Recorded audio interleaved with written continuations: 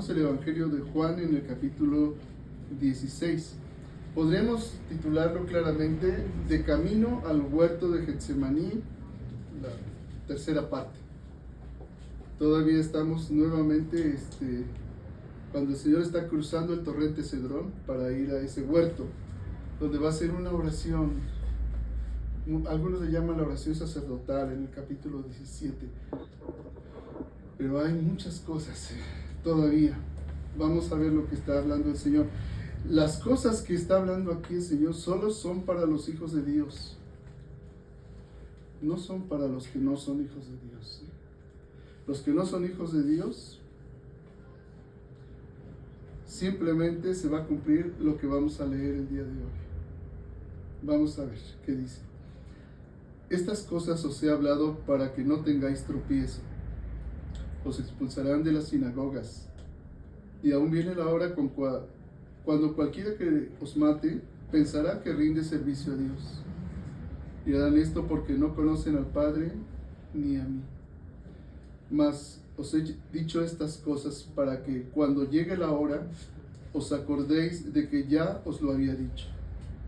Esto no os lo dije al principio porque yo estaba con vosotros. Pero ahora voy al que me envió. Y ninguno de vosotros me pregunta, ¿a dónde vas? Antes, porque os he dicho estas cosas, tristeza ha llenado vuestro corazón. Pero yo os digo la verdad, os conviene que yo me vaya, porque si no me fuera, el Consolador no vendría a vosotros, mas si me fuere, os lo enviaré. Y cuando Él venga, convencerá al mundo de pecado, de justicia y de juicio. De pecado por cuanto no creen en mí. De justicia por cuanto voy al Padre y no me veréis más. Y de juicio por cuanto el príncipe de este mundo ha sido ya juzgado. Aún tengo muchas cosas que deciros, pero ahora no las podéis sobrellevar. Pero cuando venga el Espíritu de verdad, Él os guiará a toda la verdad, porque no hablará por su propia cuenta, sino que hablará todo lo que oyere, y os hará saber las cosas que habrán de venir. Él me glorificará, porque tomará de lo mío y os lo hará saber. Todo lo que tiene el Padre es mío. Por esto dije que tomará de lo mío y os lo hará saber. Hasta ahí. Pues hemos estado estudiando verso por verso toda la Biblia durante ya 12 años, hermano. 12 años. Y hoy espero que entendamos algo diferente, algo nuevo. Y vamos verso por verso. Dice, estas cosas os he hablado para que no tengáis tropiezo. ¿Eso qué significa? La palabra griega utilizada aquí es la palabra escándalos. Bueno, también se traduce como escándalo, pero habla de una trampa puesta en la que cae un ave. Pero el ave no se da cuenta de la trampa, ¿sí? ¿Y qué ha hablado el Señor? 3 veces ha dicho, esto les mando, un mandamiento nuevo, que se amen los unos a los otros como yo los he amado. Y luego habló de que el mundo los aborrecería. Sepan que si a mí me han aborrecido antes que a ustedes. Si fueran del mundo, el mundo amaría lo suyo. Pero como no son del mundo, antes yo los elegí del mundo, por eso el mundo los aborrece. Y el siervo no es mayor que su Señor. Si a mí me han perseguido, también a ustedes los perseguirán. Si han guardado mi palabra, es decir, si ustedes como discípulos han guardado mi palabra, dice, también guardarán la vuestra. Y todo esto harán porque no conocen al que me ha enviado, no conocen a Dios, aunque pretendan ser hijos de Dios y tener el culto, el pacto, los profetas, las promesas, y aún al Mesías, al cual no conocieron. Entonces, todas estas cosas las ha hablado para que no caigamos entrampados, para que no caigamos en ninguna trampa. Fíjense, dice, os expulsarán de las sinagogas. Bueno, así se tradujo aquí, pero aquí dice claramente, los expulsarán de sus lugares de reunión, porque sinagoga significa lugar de reunión. ¿Y quién se reúne en la sinagoga? La asamblea de Dios. ¿Cuál es la asamblea de Dios? La eclesía. La iglesia. Los expulsarán de la iglesia. Fíjense lo que está diciendo el Señor. ¿Lo habían pensado así alguna vez? Porque nuevamente, casi siempre limitamos nuestro entendimiento a lo primero que vemos. Pero le estamos reflexionando. Fíjense. Los expulsarán de los lugares de reunión. ¿Entienden? De la iglesia. ¿Cuál ha sido la trampa que les he dicho que ha puesto Satanás al cristianismo? Institucionalizar el cuerpo de Cristo. Hacerlo una institución jerárquica, centralizada y aliada con el poder de este mundo. ¿Ven por qué dice el Señor? Los expulsarán de las sinagogas, y aún viene la hora cuando cualquiera que los mate pensará que rinde servicio a Dios. ¿Han visto ustedes las declaraciones del secretario de guerra de los Estados Unidos? Ellos no son verdaderos cristianos. Se definen a sí mismos como cristianos sionistas, porque están a favor del falso Israel, del actual Estado de Israel, con los falsos judíos. Porque el judaísmo de hoy no es el judaísmo del segundo templo, mucho menos es el judaísmo bíblico. Eso desapareció completamente con la destrucción del templo.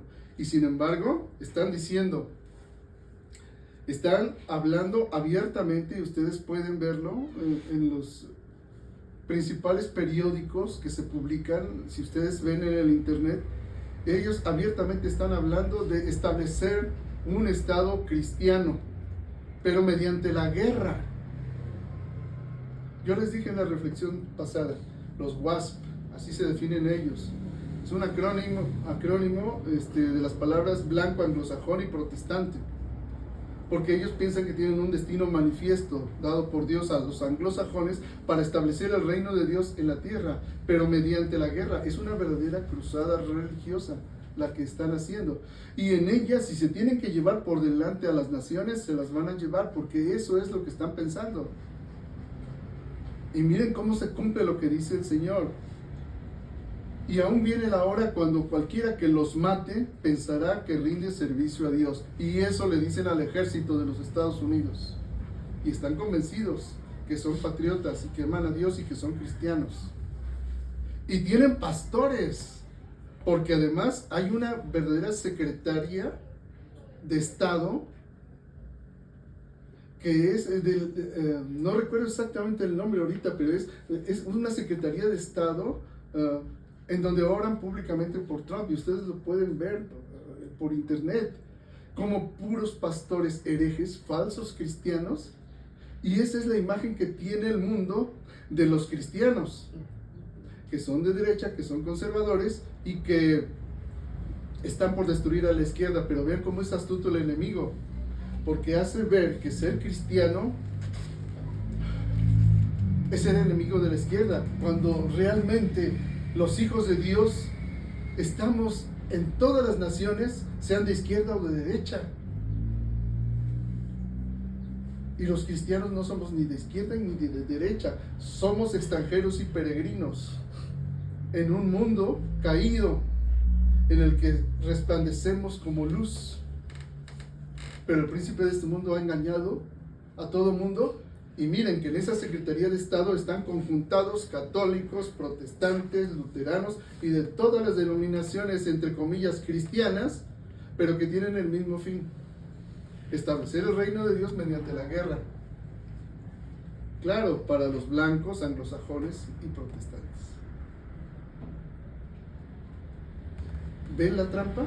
Bueno, yo espero que ustedes la vean, y si no la ven, reflexionen. Porque se cumple lo que dice el Señor. Y aún viene la hora cuando cualquiera que los mate pensará que rinde servicio a Dios. En Palestina están asesinando cristianos. En muchos países están asesinando cristianos y ahí no dicen nada. El imperio más grande del mundo no dice nada. En nuestro país se persigue a los cristianos. En determinados estados, claro, como son Hidalgo, Chiapas, Oaxaca o Guerrero, y a muerte, y se les expulsa. Jamás en la historia de la iglesia había habido tanta persecución como ahora. A veces cuando se habla de persecución de la iglesia, se piensa románticamente en las persecuciones a los cristianos en el Coliseo Romano. No, hermanos, la persecución está más que nunca hoy en día. Y yo les he dicho, bueno, si el Señor dijo, el siervo no es mayor que su Señor, si a mí me han perseguido, también a ustedes los perseguirán. Les he preguntado, ¿a ti te han perseguido? Claro, no de manera sistémica o por política, pero sí por el hecho de ser sal y luz.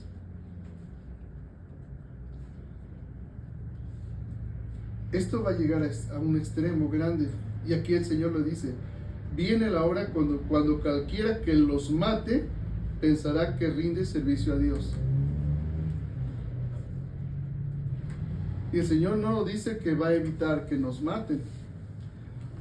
Ciertamente en su soberanía Él ha evitado que algunos de sus hijos no mueran. ¿Por qué? Porque un hijo de Dios no muere cuando quiera el príncipe de este mundo. Un hijo de Dios muere cuando el Señor quiere que muera. Pero eso no va a evitar que muchos hijos de Dios verdaderos sean asesinados, como lo están siendo ahora. Y como está planificándolo el imperio más grande del mundo. Porque además quieren nuestro territorio despoblado para tener sus recursos. Son documentos públicos que cualquiera puede ver. El Memorándum 200 de Henry Kissinger, por ejemplo. Bueno, este es solo un apunte para que veamos que la actualidad de la palabra de Dios. Dice, cualquiera que los mate pensará que rinde servicio a Dios y harán esto porque no conocen al Padre ni a mí.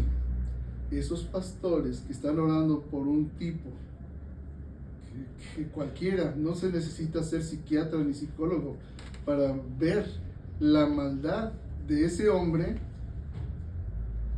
que es caníbal, que es pedófilo, que es retorcido, pero piensa que están rindiendo culto a Dios y piensa que es cristiano, y con él esos pastores apóstatas que supuestamente oran por él a nivel mundial, porque cualquiera puede ver los videos. Dice, harán esto porque no conocen al Padre ni a mí. Mas os he dicho estas cosas para que cuando llegue la hora. ¿Cuál hora, hermanos? Cuando llegue la hora, os acordéis de que ya os lo había dicho. Esto no os lo dije al principio porque yo estaba con vosotros, pero ahora voy al que me envió y ninguno de vosotros me pregunta, ¿a dónde vas? Antes, porque yo os he dicho estas cosas, tristeza ha llenado vuestro corazón. Fíjense, nos dio el mandato de amarnos unos a otros, pero nos advirtió con toda claridad que vamos a ser aborrecidos, expulsados de los lugares de reunión donde se predica la palabra de Dios, y además que cualquiera que nos mate pensará que rinde servicio a Dios. ¿Y qué pasó? Porque os he dicho estas cosas, tristeza ha llenado su corazón. ¿Qué es lo que está llenándose ahorita de ti? Dice, pero yo les digo la verdad, les conviene que yo me vaya, porque si no me fuera, el Consolador no vendría a ustedes, mas si me fuere, os lo enviaré. Muchas personas que no conocen a Dios piensan, no, qué grandioso sería si Jesucristo mismo estuviera predicando ahorita. Pero entendamos lo que está diciendo el Señor Jesús. Él como hombre solo podía estar en un tiempo y en un lugar geográfico determinado. Pero como hombre solo podía estar por cierto tiempo. Estuvo 33 años. ¿Cómo haría Jesús para estar en todo el mundo al mismo tiempo, todo el tiempo? Bueno, nos está dando la respuesta. Les conviene que yo me vaya. Porque si no me fuera, el Consolador no vendría a ustedes. ¿Quién es el Consolador? El Espíritu Santo. Las promesas, las arras, lo que Él nos dio y nos ganó en su sacrificio. Por eso dice, les conviene que yo me vaya. Pero ese irse de Él no fue sino una muerte de cruz. Les conviene, nos convino. El día de hoy estamos reflexionando bajo la presencia del Espíritu Santo y entendiendo lo que dijo el Señor hace 2000 años. Porque si Él no se hubiera ido, hoy no estaríamos pensando en estas palabras. Quizás ni existiéramos. Les conviene que yo me vaya, porque si no me fuera, el Consolador no vendría a ustedes. Mas si me fuere, os lo enviaré. Y el Señor se fue y nos lo envió. En cada verdadero hijo de Dios. Y le llama el Consolador. ¿Recuerdan lo que les decía? Jesús es el autor y consumador de la fe. Autor. Jesús hablaba con autoridad, no como los escribas y fariseos. La palabra autoridad viene de la raíz autor. Les decía, nosotros asociamos en este mundo la palabra autoridad con abuso, con dominio, con exceso, con autoritarismo, con corrupción. Y tiene una connotación sumamente negativa la palabra autoridad.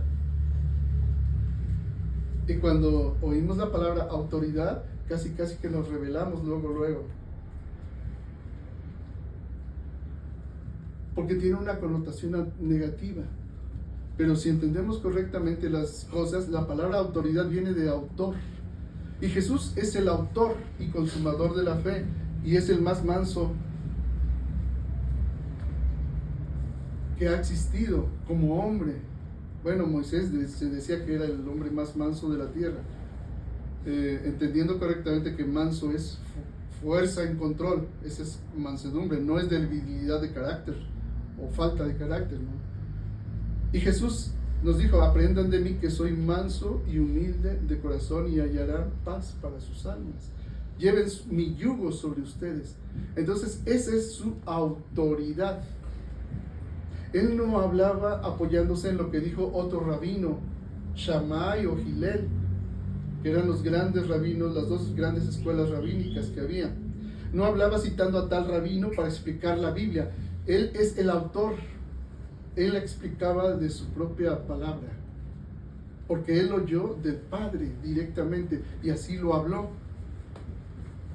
Entonces, en ese sentido, la autoridad de Jesús es una autoridad en la cual podemos confiar sin una connotación negativa. Porque cuando, sobre todo desde chicos, escuchamos, tienes que obedecer los mandamientos de Dios, y los notamos con la connotación negativa de autoridad, decimos, qué fastidio.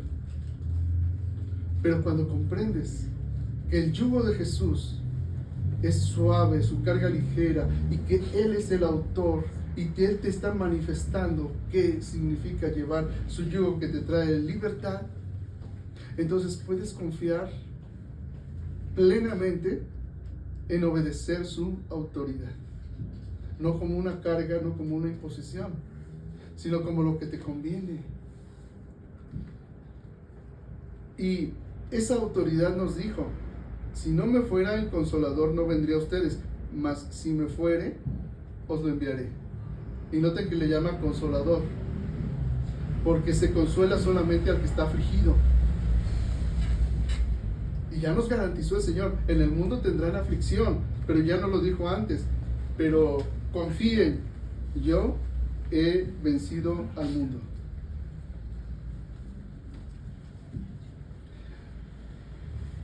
Lo vimos un poco atrás. Por eso le llama el Consolador.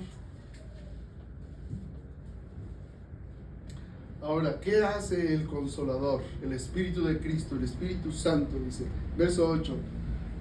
Y cuando Él venga, convencerá al mundo de pecado, de justicia y de juicio. Híjoles, aquí me voy a detener. Voy a tratar de ser...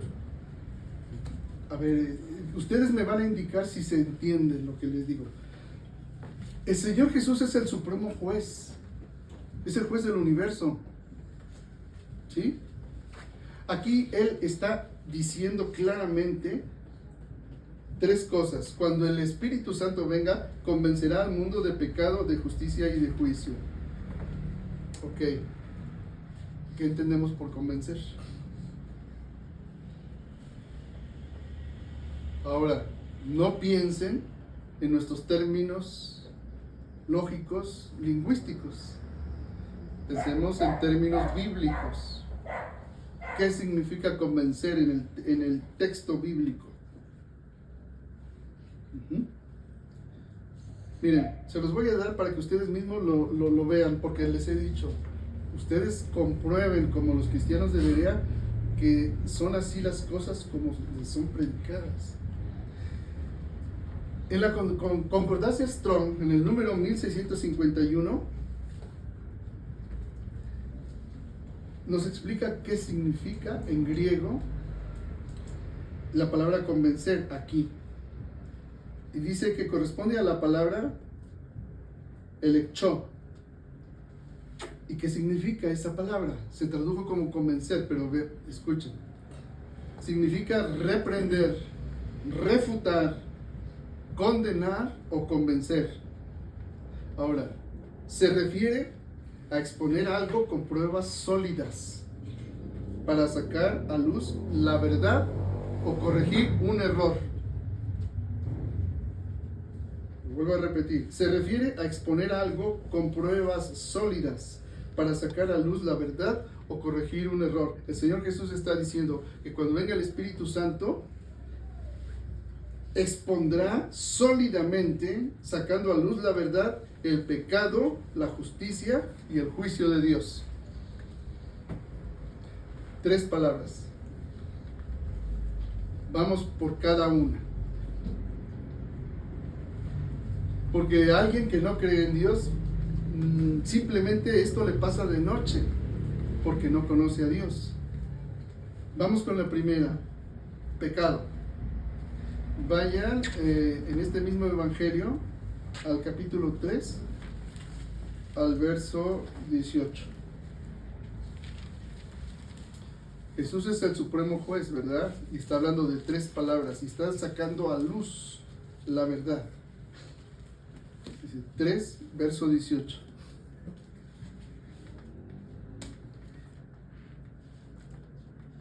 Antes de entrar ahí al 3, verso 18, voy a pasar al verso 9, porque los dos son una sola idea. Dice, de pecado por cuanto no creen en mí. El no creer en Jesús, ese es el pecado. Miren, cuando no había ley, cuando Dios no había revelado la ley, solo podíamos hablar del mal, pero no se podía inculpar de pecado porque no había ley.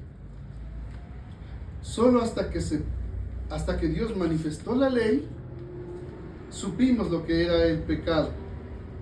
Y el pecado es el mal. ¿Sí?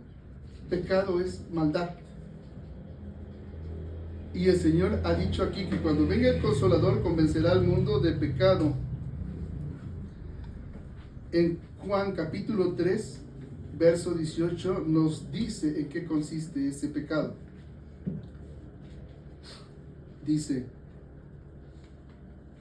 el que en él cree no es condenado, pero el que no cree ya ha sido condenado, porque no ha creído en el nombre del unigénito Hijo de Dios. Y esta es la condenación, que la luz vino al mundo y los hombres amaron más las tinieblas que la luz, porque sus obras eran malas. Porque todo aquel que hace lo malo aborrece la luz y no viene a la luz para que sus obras no sean reprendidas.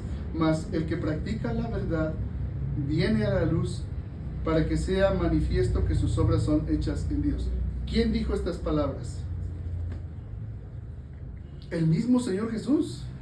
El mismo que está diciendo: cuando venga el Consolador, convencerá al mundo de pecado, de justicia y de juicio. Estamos viendo ahorita la palabra pecado. Ahora, cuando es convencer, es, como les acabo de decir, exponer algo con pruebas sólidas para sacar a luz la verdad o corregir un error. Está exponiendo la verdad. Y el mismo Dios hecho hombre está diciendo: el que no cree ya ha sido condenado. No creer en Jesús es condenación. Ahora, ¿cuál es el problema con esto de la palabra creer? Aquí hay muchas cosas, por eso les dije, esto es un poco difícil de exponer. Creer.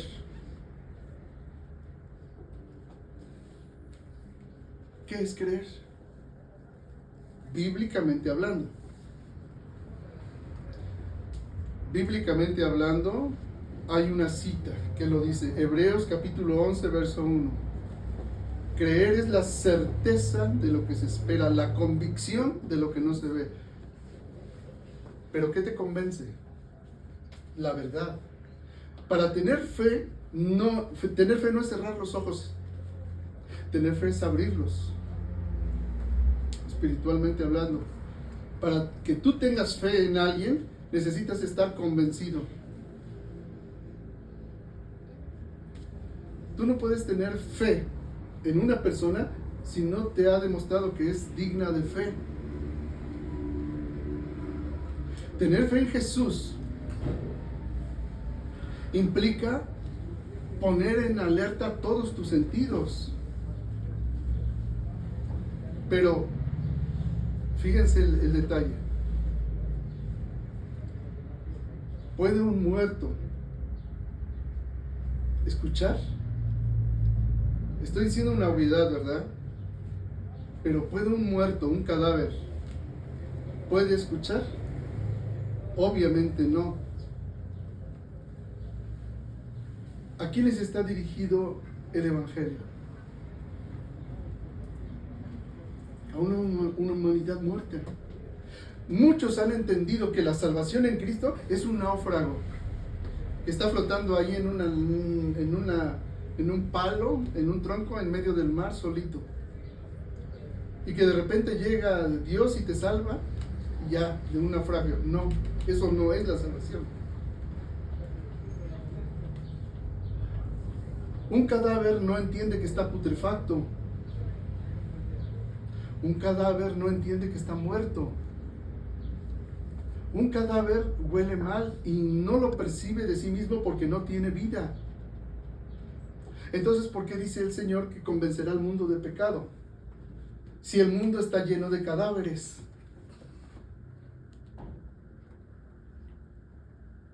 ¿Podrá, en la visión del profeta Ezequiel, en el Valle de los Huesos Secos, que es una visión que él tuvo sobre cómo Dios da vida a un pueblo muerto, espiritualmente muerto, dice, ¿vivirán estos huesos?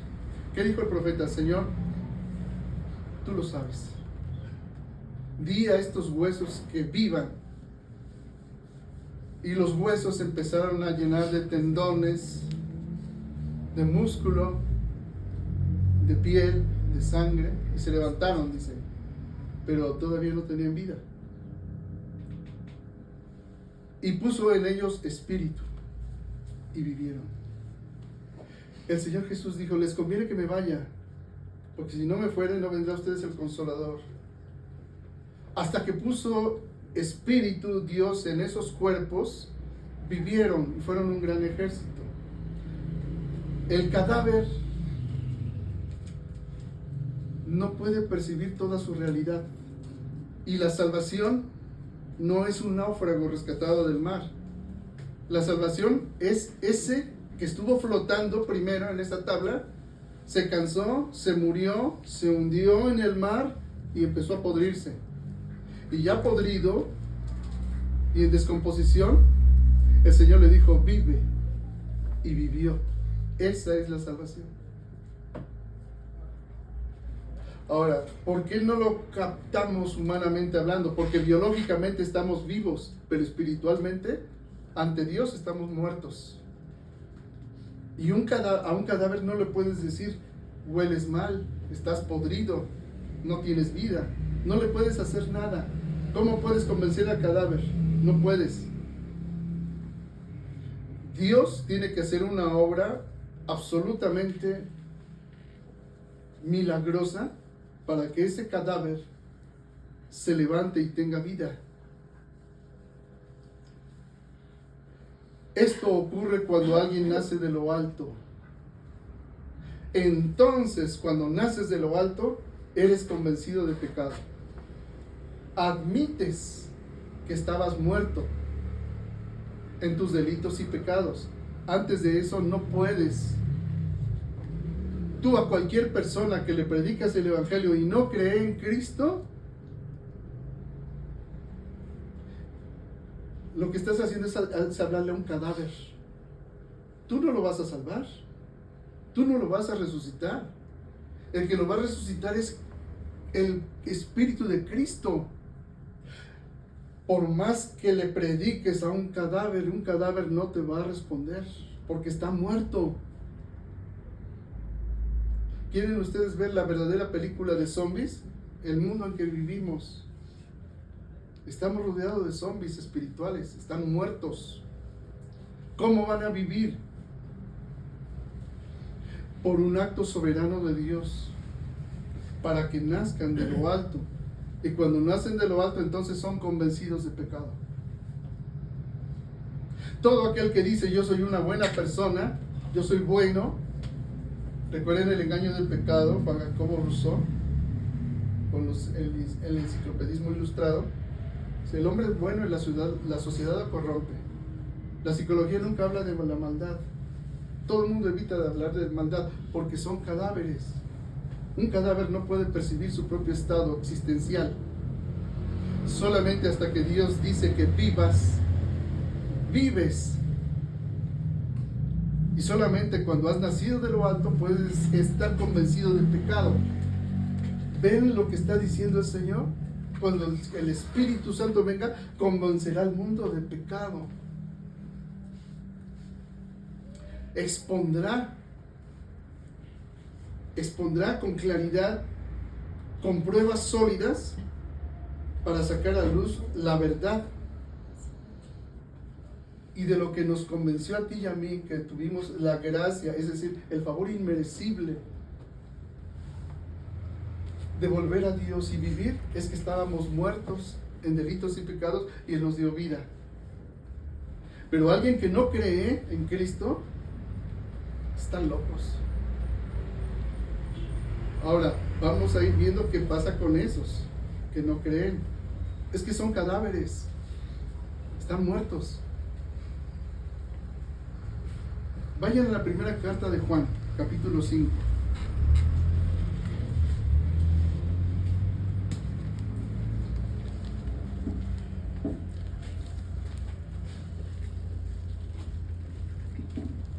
El verso 10. El que cree en el Hijo de Dios tiene el testimonio en sí mismo. El que no cree a Dios le ha hecho mentiroso, porque no ha creído en el testimonio que Dios ha dado acerca de su Hijo. ¿Qué es creer? Les decía hace rato. Bíblicamente hablando, hay una palabra que lo define allí en la Escritura, porque hay 3 palabras para creer. Pero la palabra específica para creer en el sentido de la fe de Jesús es la palabra pistis. La fe pistis es la única fe salvífica, es la fe que salva y significa una convicción y una lealtad absoluta relacional. Hebreos 11 dice, la fe es la certeza de lo que se espera, la convicción de lo que no se ve. La fe pistis es una convicción, porque Dios te dijo, vive y viviste. Ahora, ¿por qué no viven todos? Porque Dios en la presciencia, que ya vimos en la reflexión pasada, sabe desde el principio quién ha de creer en Él y quién no. Él sabe desde la eternidad quién ha de creer en Él y quién no. Hay un montón de cadáveres. Y el Señor les dice, vive. Pero Él sabe que de esos cadáveres que están allí, ¿quiénes le recibirían y quiénes no? Y los que no le recibirían, no creen. Y es por eso que dice la primera de Juan, capítulo 5, verso 11, esto. El que cree en el Hijo de Dios tiene el testimonio en sí mismo. ¿Cuál es ese testimonio? El Espíritu de Dios. Él dice, les conviene que me vaya, porque si no me fuera el Consolador, no vendría a ustedes. El que cree en el Hijo de Dios tiene el testimonio en sí mismo. El que no cree a Dios le ha hecho mentiroso. Dice que Dios miente, porque no ha creído en el testimonio que Dios ha dado acerca de su Hijo.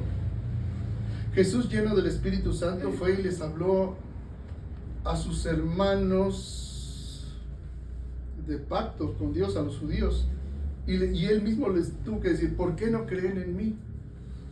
¿Por qué no pueden entender mis palabras? Y vamos a ver por qué. Porque ellos son hijos de su padre el diablo. Pero vamos a verlo un poquito más adelante.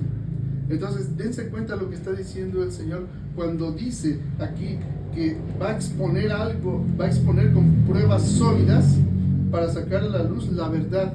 Y la primera prueba sólida es el pecado.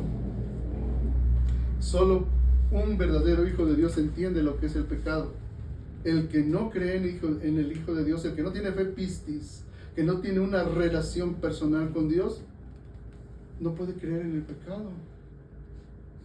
Nadie le puede decir qué está bien y qué está mal, porque Él es su propia autoridad.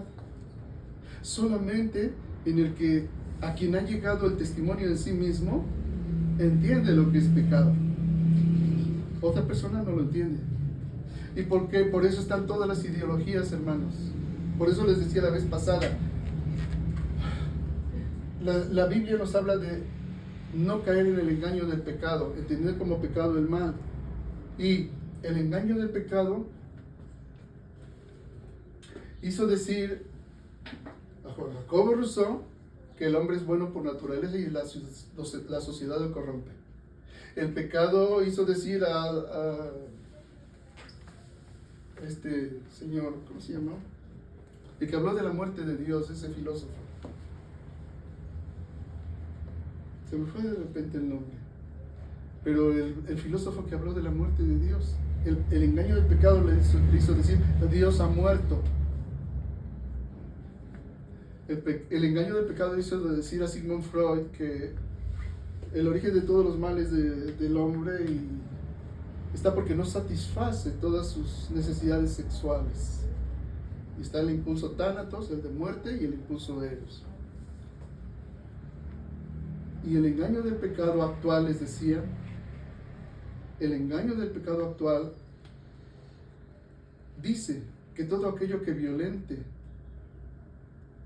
tu ser emocional está mal y hay que combatirlo. Así que si tú te percibes a ti mismo como homosexual y alguien te señala que eso es pecado, esa persona es un homofóbico. Si tú eres una persona avara o violenta o iracunda y te señala que eso es pecado, y eso te violenta, es tu enemigo y está haciendo odio contra ti. El engaño del pecado ha distorsionado la mentalidad de esta generación de hoy, y eso es en lo que estamos ahorita. Todo lo que violente tu bienestar emocional está mal y hay que combatirlo. Ese es el engaño del pecado. Ahora, ¿ellos perciben el hedor que emanan? No. ¿Por qué? Porque están muertos. ¿Se dan cuenta por qué esto es una guerra y por qué llamar a alguien que sabemos con toda claridad que está muerto es peligroso? Porque tú lo único que eres es sal y luz. Tienes el testimonio en ti mismo y le declaras la verdad de Dios. Pero solo Dios sabe si esa persona desde la eternidad va a creer en Cristo o no. A ti te toca solamente ser sal y luz. Y a Dios el que nazca o no de lo alto. Y si no quiere, le ha hecho a Dios mentiroso, porque no ha creído en el testimonio que Dios ha dado acerca de sí mismo y del cual tú eres la prueba. Tú eres la prueba que Dios presenta a esa persona para convencerlo de pecado. Me voy explicando lo que les digo, hermanos, me voy explicando. Cuando Él venga, convencerá al mundo de pecado. Ahora, la segunda palabra, de justicia. ¿Qué es la justicia de Dios? No pensemos en el término del derecho romano que nosotros conocemos, ¿verdad? De dar a cada quien lo que le corresponda. No. A eso no se está refiriendo Dios. ¿Qué es la justicia? El Señor más adelante dice en el verso 10, dice, cuando Él venga convencerá al mundo de justicia. El verso 10 dice, de justicia por cuanto voy al Padre y no me veréis más. Pues, ¿qué es la justicia de Dios? Porque no es la justicia del hombre. ¿Qué es la justicia de Dios? Entendamos. Dios, un Dios que no castiga el pecado, ¿será un Dios justo? No. Un juez de este mundo que no castiga al homicida y dice, es que me caes tan bien y te quiero tanto, además eres mi pariente, que no te voy a castigar, ¿será un juez justo? No. Ahora, un juez que castiga el homicidio y sentencia a la pena máxima a una persona, ¿es malo porque sentencia al castigo a un homicida? ¿Es malo el juez? Les pregunto, ¿es malo el juez por sentenciarlo? No. Está aplicando la ley con justicia. Está haciendo justicia, ¿verdad? Bueno, lo mismo Dios. Si Dios no castigara el pecado, no sería un Dios justo. Él dice, convencerá al mundo de justicia por cuanto voy al Padre y no me veréis más. ¿Qué es la justicia de Dios? La justicia de Dios es la realizada por la fe en Cristo Jesús. ¿Qué era lo justo de Dios? Destruir a toda la humanidad. Eso era lo justo. ¿Cómo solucionó? Les he dicho en otras ocasiones, ¿cómo solucionó Dios el ser justo sin tener que destruirnos? Matando el pecado en sí mismo, en la persona de su Hijo. Esa es la justicia de Dios. Eso es que el Espíritu Santo convencerá al mundo de justicia. Muerte, yo seré tu muerte. Destruyó al pecado en sí mismo. Y mediante un sacrificio vicario, es decir, sustitutorio, el castigo que a ti y a mí nos tocaba, Él lo recibió en sí mismo. Pero eso solo lo puede entender quien ha sido justificado en Cristo Jesús. El que no ha sido justificado en Cristo Jesús no lo entiende. Sigue viviendo en su pecado. Y está acumulando ira para el día de la ira de Dios. Porque a todos se nos acaba el tiempo en este mundo. Y cuando se nos acaba el tiempo, entonces es el juicio. Y va a ser un juicio justo.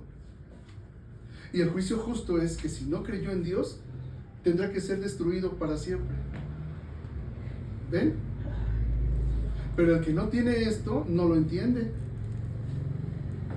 El que no tiene esto piensa que Dios al final es tan bueno que va a perdonar a todos, hasta a Satanás. Y Satanás va a volver a ser Lucifer en el cielo, un ángel bueno otra vez.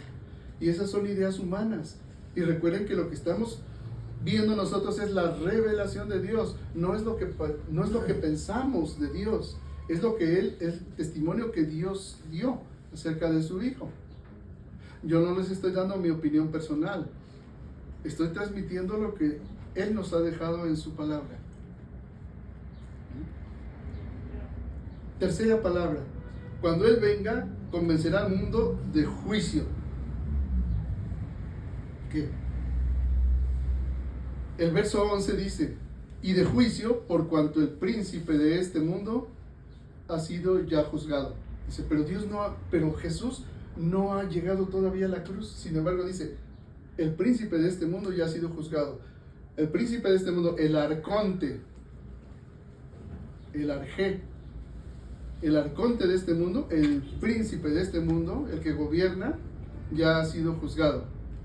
Ahora, ¿cómo fue juzgado? Nosotros recuerden las 3 tentaciones de Jesús al principio de su ministerio.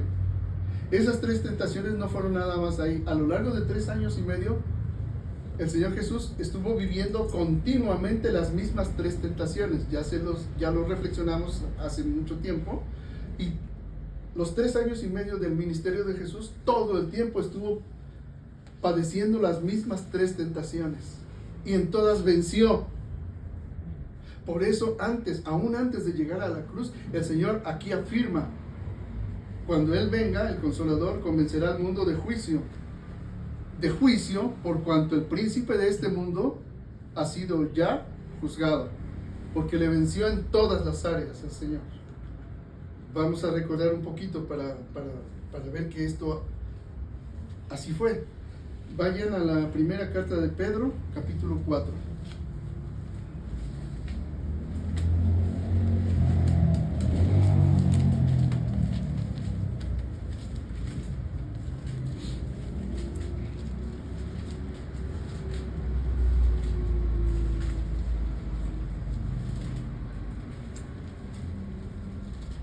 Verso 17.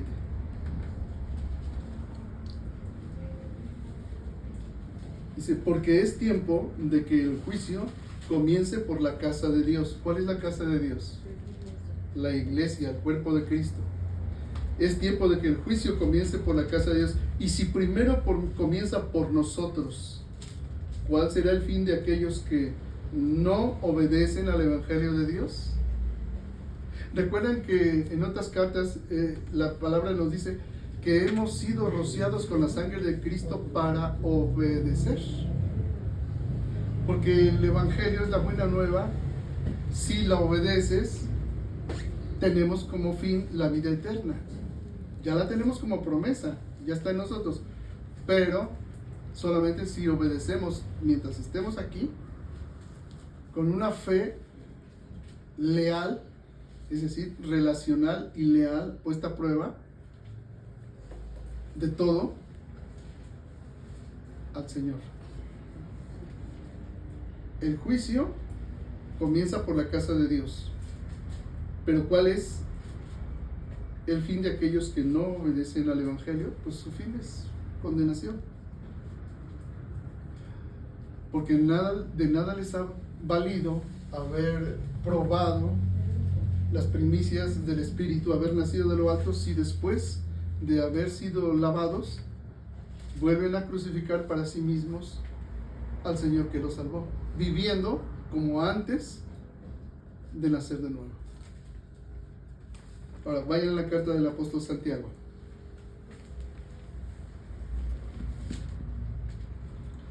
Santiago, capítulo 2.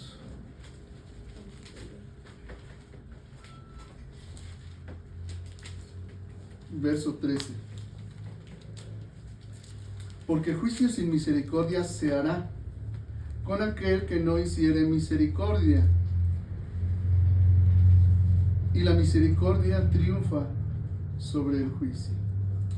Hermanos míos, ¿de qué aprovechará a alguno si dice que tiene fe, y no tiene obras, ¿podrá la fe salvarle? Y si un hermano o una hermana están desnudos y tienen necesidad de mantenimiento de cada día, y alguno de ustedes les dice, id en paz, calentados y saciados, pero no les dais las cosas que son necesarias para el cuerpo, ¿de qué aprovechan? Así también la fe, si no tiene obras, es muerta en sí misma. Pero alguno dirá, tú tienes fe y yo tengo obras. Muéstrame tu fe sin tus obras y yo te mostraré mi fe por mis obras. ¿Tú crees que Dios es uno? Bien haces. También los demonios creen y tiemblan. Mas ¿quieres saber, hombre vano, que la fe sin obras es muerta? Y ya. Entonces, ¿qué es la centralidad de la ley? Conforme lo dijo el Señor, la misericordia, la justicia y la fe. La justicia en Cristo Jesús, la fe, que es una lealtad total a Dios, y la misericordia. La misericordia nosotros la tenemos que practicar cada día. Miren, hermanos, en el matrimonio, ¿no es verdad que después del enamoramiento empiezan a aparecer los efectos? ¿Por qué los soportas? Por amor. Ahí estás ejerciendo misericordia. Estás poniendo tu corazón en la miseria de tu pareja.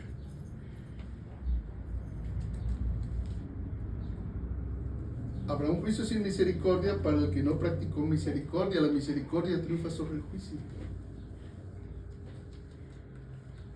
Porque no podemos establecernos nosotros como la medida de las cosas. Es Cristo, no nosotros. ¿Y cómo vamos a tener la fuerza para tener esa misericordia? Mediante las obras de la fe. Y las obras de la fe solo se hacen manteniéndonos ligados relacionalmente con Dios en su presencia. ¿Me estoy explicando cómo es esto del juicio, hermanos? ¿Sí? Vayan ahora a ver, ya vimos Primera de Juan, capítulo 4, ¿ya lo vimos? No, ¿verdad? Vayan ahí, por favor.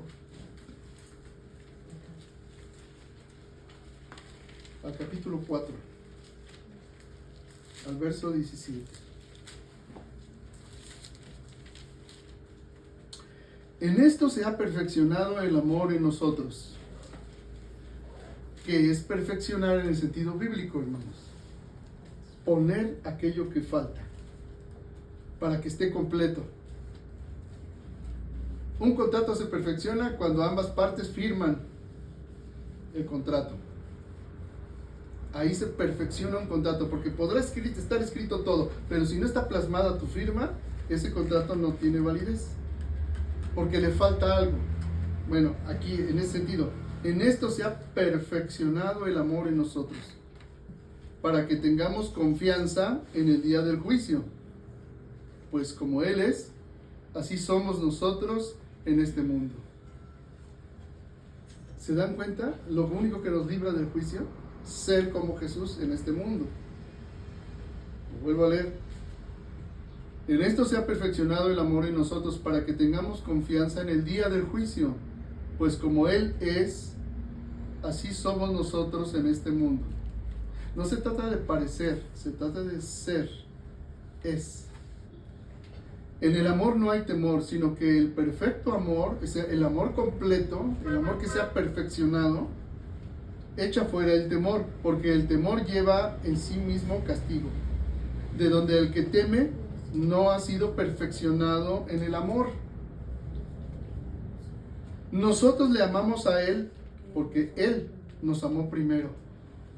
Si alguno dice yo amo a Dios y aborrece a su hermano, o sea, lo odia, es mentiroso, pues el que no ama a su hermano, a quien ha visto, ¿cómo puede amar a Dios a quien no ha visto? Y nosotros tenemos este mandamiento de Él: el que ama a Dios, ame también a su hermano. Estamos viendo el juicio. Cuando Él venga, el Espíritu convencerá al mundo de juicio. De juicio por cuanto el príncipe de este mundo ha sido ya juzgado. Vayan en este mismo evangelio al capítulo 12. Les dije que el Señor continuamente los 3 años y medio estuvo sometido a esas tentaciones y siempre venció. Nunca falló. En el capítulo 12, en el verso 31, veamos lo que dice. Desde el 30, respondió Jesús y dijo, no ha venido esta voz por causa mía, sino por causa de vosotros.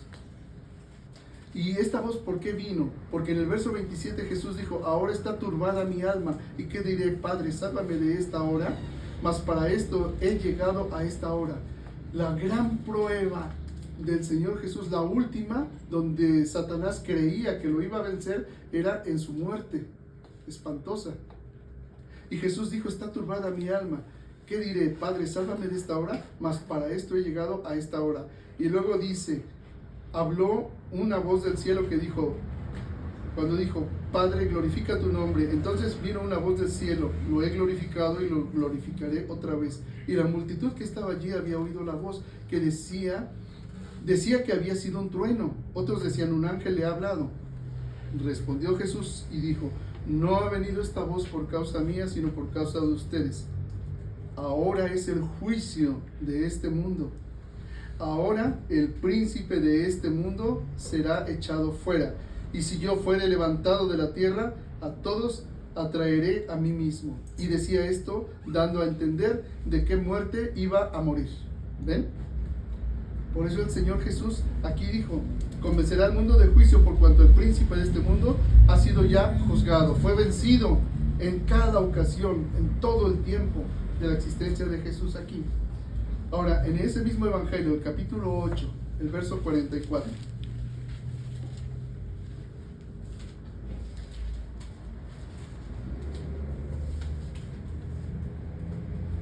Está hablando el Señor Jesús y aquí dice, ustedes son de su padre el diablo y los deseos de su padre quieren hacer. Él ha sido homicida desde el principio y no ha permanecido en la verdad porque no hay verdad en él. Cuando habla mentira, de suyo habla porque es mentiroso y padre de mentira. Llegamos al punto, como les decía, háblale a un cadáver, predícale a un cadáver. Y sin embargo es a ello a lo que el Señor Jesús nos envió, a predicarle a cadáveres espirituales que están muertos. Vemos el ejemplo de Jesús hablándole a cadáveres espirituales. Ustedes son de su padre el diablo y los deseos de su padre quieren hacer. Él ha sido homicida desde el principio. ¿Por qué?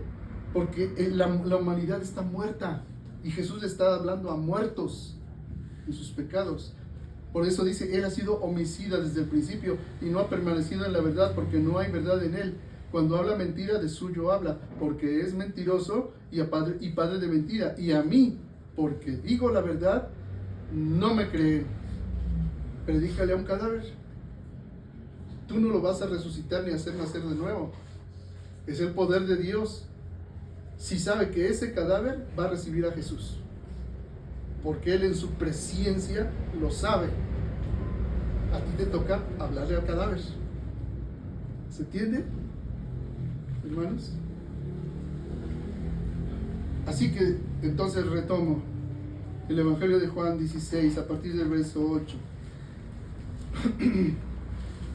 Y cuando Él venga, el Consolador, convencerá al mundo de pecado, de justicia y de juicio. De pecado por cuanto no creen en mí, de justicia por cuanto voy al Padre y no me veréis más, y de juicio por cuanto el príncipe de este mundo ha sido ya juzgado. Ahora, podría aquí dejar la reflexión, pero nuevamente tendría que retomarla en la próxima reunión, así que hagan un esfuerzo mayor y vamos a continuar para afirmar lo que ya vimos ahorita. Nuevamente, de pecado. Ahora, vayan a este mismo evangelio, al capítulo 5.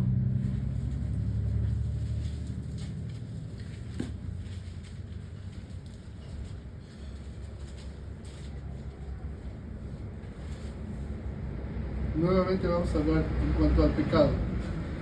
Versos 21 al 27. Aquí habla el Señor Jesús y dice: porque como el Padre levanta a los muertos y les da vida, así también el Hijo a los que quiere da vida. Porque el Padre a nadie juzga, sino que todo el juicio dio al Hijo, para que todos honren al Hijo como honran al Padre. El que no honra al Hijo, no honra al Padre que le envió. De cierto les digo, el que oye mi palabra y cree al que me envió, tiene vida eterna, y no vendrá a condenación, mas ha pasado de muerte a vida. De cierto os digo, viene la hora, y ahora es, cuando los muertos oirán la voz del Hijo de Dios, y los que la oyeren vivirán. Porque como el Padre tiene vida en sí mismo, así también ha dado al Hijo tener vida en sí mismo, y también le dio autoridad de hacer juicio, por cuanto es el Hijo del Hombre. No se maravillen de esto, porque vendrá la hora cuando todos los que están en los sepulcros oirán su voz. ¿Ven que se está confirmando lo que les he dicho? Cuando le predicas a una persona, el mismo Señor Jesús lo dice. Porque como el Padre levanta a los muertos y les da vida, así también el Hijo a los que quiere da vida. Porque en su presencia Él sabe quién le va a recibir y quién le va a rechazar. Ahora yo te confronto con algo que es muy tremendo. Cuando tú amas tanto a una persona en tu vida y le predicas, y esa persona a la que amas no quiere creer, no quiere arrepentirse y no quiere convertirse, ¿vas a ser más misericordioso que Dios? No puedes. El Señor Jesús ya dijo, el que se niega a creer ya está condenado. Estás hablando con una persona maldita, en una palabra. Aunque la ames mucho, aunque sea tu papá, aunque sea tu mamá, aunque sea tu esposa o tu esposo, o tu hijo o tu hija. ¿Se entiende, hermanos? No estoy diluyendo el Evangelio, le estoy diciéndolo como es. Ahora, aquí está el peligro de ser idólatras. Porque cuando tú prefieres a esa persona que amas por encima de honrar a Dios, en automático te vuelves idólatra. Porque la pones por encima de Dios. ¿Está claro? Sí, está claro, se entiende. No podemos ser idólatras de nuestros padres, ni de nuestros hijos, ni de la persona que más amas, porque está condenada.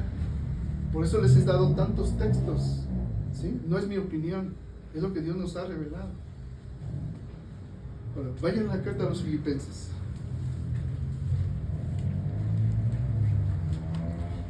Al capítulo 1, versos 27 y 28. Le está diciendo a los cristianos: solamente que os comportéis como es digno del Evangelio de Cristo, para que, o sea que vaya a veros, o que esté ausente, oiga de ustedes que están firmes en un mismo espíritu, combatiendo unánimes por la fe del Evangelio, y en nada intimidados por los que se oponen, que para ellos ciertamente es indicio de perdición, mas para vosotros de salvación, y esto de Dios. Porque a vosotros os es concedido a causa de Cristo no solo que creáis en Él, sino también que padezcáis por Él, teniendo el mismo conflicto que habéis visto en mí, y ahora oís que hay en mí. Cuando tú testificas de Cristo, entras en guerra. Es la verdadera guerra espiritual. Entras en conflicto, y entonces, ¿qué nos está diciendo? Que estemos firmes en un mismo espíritu, combatiendo unánimes por la fe del Evangelio.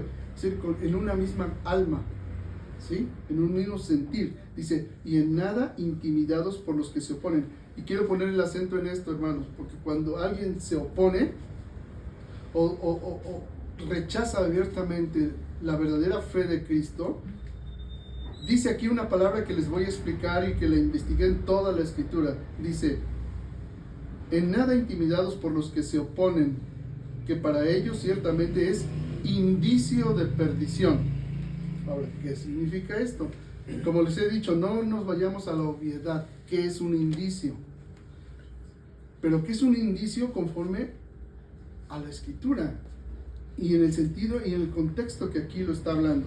Bueno, miren, dejemos de lado lo que entendemos nosotros por indicio. Bueno, Dios ocupa, qué bueno, pues ya que mi formación es de abogado, entonces les puedo decir también, eso nos ayuda también a lo que es la palabra, porque un indicio es un fenómeno, una señal, un rastro, es una pista que permite inferir la existencia de algo, ¿sí? O deducir un hecho que no se percibe a simple vista. Ahora, en el derecho o en la criminalística, un indicio es un punto de partida. Es como una huella, una mancha, un objeto que tras ser analizado científicamente se convierte en prueba para esclarecer un delito. Eso es un indicio. Ahora, y hay diferencias entre ellos. Cuando es solamente un indicio, es una señal. Cuando es evidencia, ha sido analizado científicamente y se convierte en prueba cuando ese indicio es aceptado formalmente en un juicio por un juez y se convierte en prueba. Ahora, no es eso lo que dice aquí la escritura. Lo vuelvo a leer. Fíjense, escuchen con atención. Estén firmes en un mismo espíritu, combatiendo unánimes por la fe del Evangelio, y en nada intimidados por los que se oponen, que para ellos ciertamente es indicio de perdición, mas para ustedes de salvación, y esto de Dios. Ahora, la palabra que aquí se está, y ustedes la pueden comprobar en la concordancia Strong, el número 1651, en el griego es la palabra elepcho. Ahora, ¿qué significa esta palabra? Significa reprender, refutar, condenar o convencer. Y se refiere, escuchen bien, a exponer algo con pruebas sólidas para sacar a luz la verdad o corregir el error. Exponer algo con pruebas sólidas.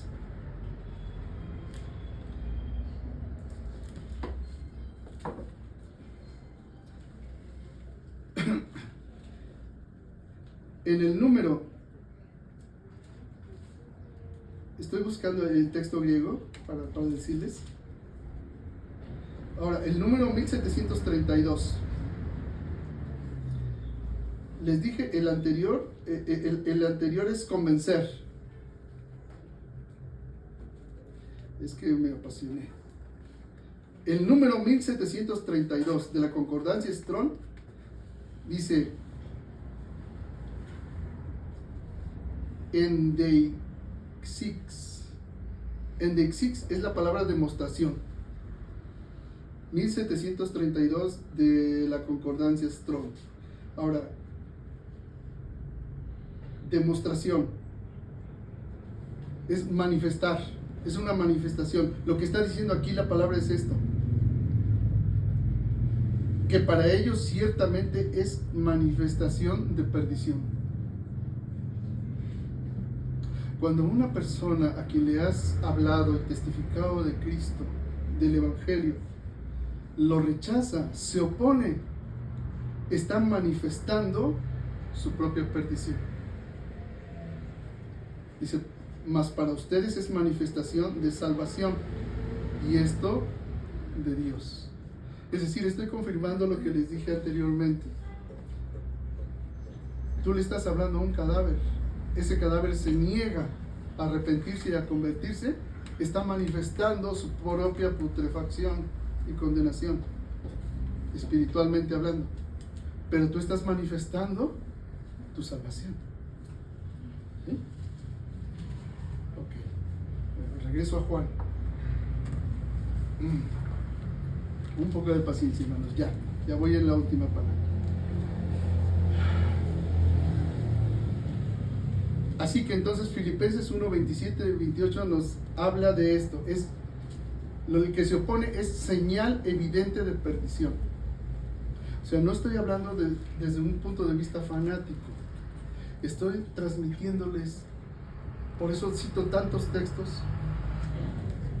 lo que dice la Biblia. Y esta palabra indicio se ocupa 3 veces en toda la Escritura para señalar que es una señal evidente. Eso es lo que significa cuando alguien se opone a arrepentirse y convertirse. Luego, vayan en este mismo Evangelio de Juan, capítulo 3, verso 18.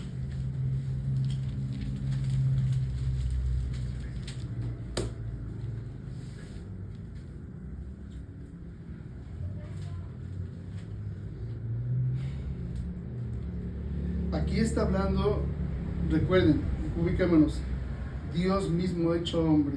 Dios es el que está hablando y está diciendo esto. El que en él cree no es condenado, pero el que no cree ya ha sido condenado, porque no ha creído en el nombre del unigénito Hijo de Dios. No le está diciendo ni siquiera un apóstol, está hablando el mismo Señor Jesús. Una persona que se niega a creer ya está condenada, así de simple. Por eso dijo, cuando Él venga convencerá al mundo de pecado por cuanto no creen en mí. Y luego, vayan a la primera carta de Juan.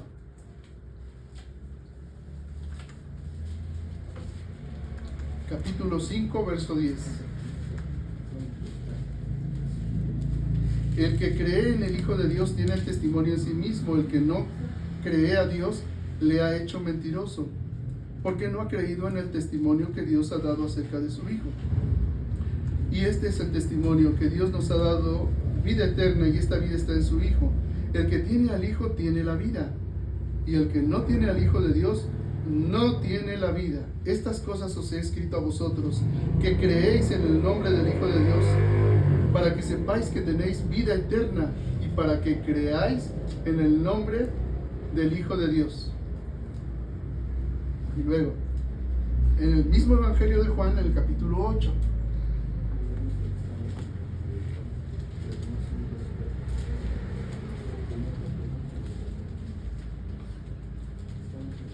Juan capítulo 8, verso 38.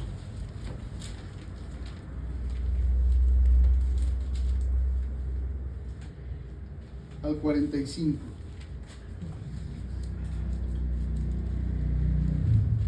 Lo voy a reiterar porque es necesario.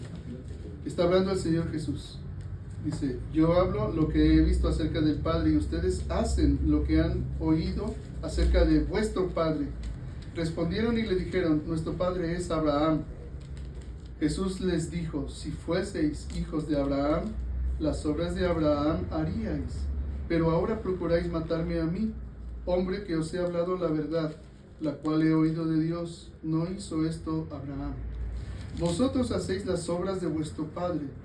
Entonces le dijeron, nosotros no somos nacidos de fornicación, un padre tenemos que es Dios. Jesús entonces les dijo, si vuestro Padre fuese Dios, ciertamente me amaríais, porque yo de Dios he salido y he venido. Pues no he venido de mí mismo, sino que Él me envió. ¿Por qué no entendéis mi lenguaje? Porque no podéis escuchar mi palabra. Ustedes sois de vuestro padre el diablo, y los deseos de vuestro padre queréis hacer.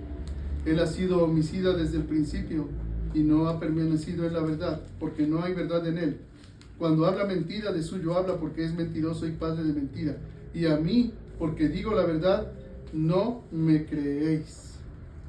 ¿Se dan cuenta? El mismo conflicto sucede cuando tú predicas a Cristo.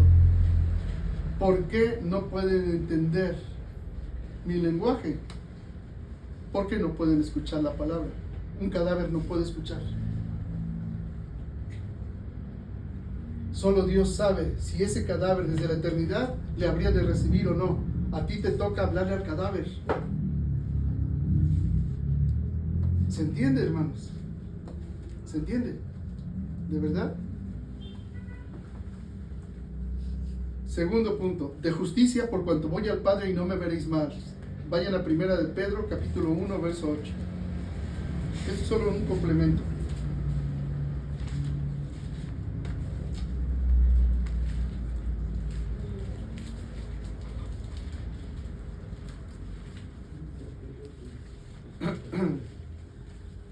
Dice el Señor, de justicia por cuanto voy al Padre y no me veréis más. Muchos quisieran que Jesús estuviera aquí, pero fíjense, dice el verso 8 del capítulo 1 de la primera de Pedro. Aquí, bueno, lo leo desde un poco más atrás.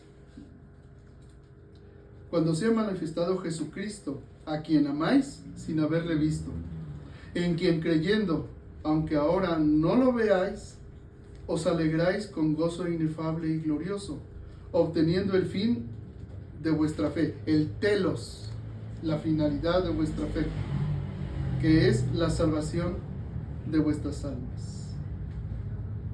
Los profetas que profetizaron de la gracia destinada a vosotros inquirieron y diligentemente indagaron acerca de esta salvación, escudriñando qué persona y qué tiempo indicaba el Espíritu de Cristo que estaba en ellos, el cual anunciaba de antemano los sufrimientos de Cristo y las glorias que vendrían tras ellos. A esto se les reveló que no para sí mismos, sino para nosotros, administraban las cosas que ahora os son anunciadas por los que os han predicado el Evangelio por el Espíritu Santo enviado del cielo, cosas en las cuales anhelan mirar los ángeles.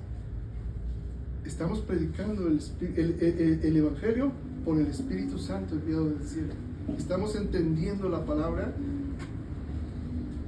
por lo que el Espíritu Santo nos pone para entender el misterio de la salvación, y estamos predicándolo así por el Espíritu Santo. Y miren lo que dice: cosas en las cuales anhelan mirar los ángeles, porque el privilegio de llevar la palabra de salvación no fue encargado a ellos, fue encargado a nosotros. ¿Ven cómo cobra más sentido el decir cuando cantamos: la única razón de mi adoración eres tú, Jesús? El único motivo para vivir eres tú. No es fanatismo, es entendimiento del propósito por el cual seguimos vivos aquí. ¿Se dan cuenta?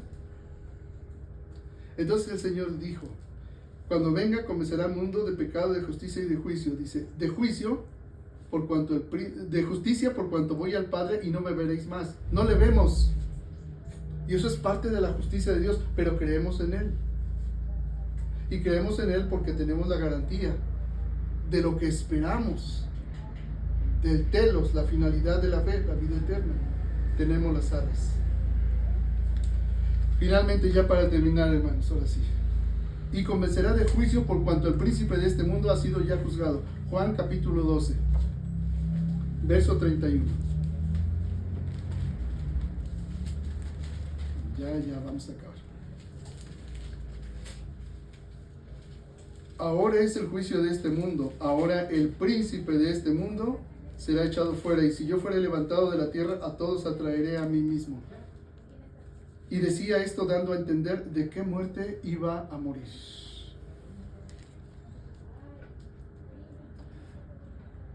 Capítulo 8, verso 44. Vamos a ver.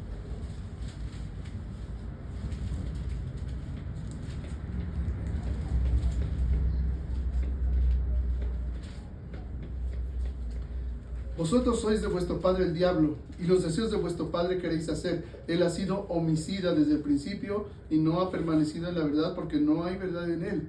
Cuando habla mentira, de suyo habla, porque es mentiroso y padre de mentira. El príncipe de este mundo ha sido ya juzgado. Y finalmente, el último verso, capítulo 9, verso 39.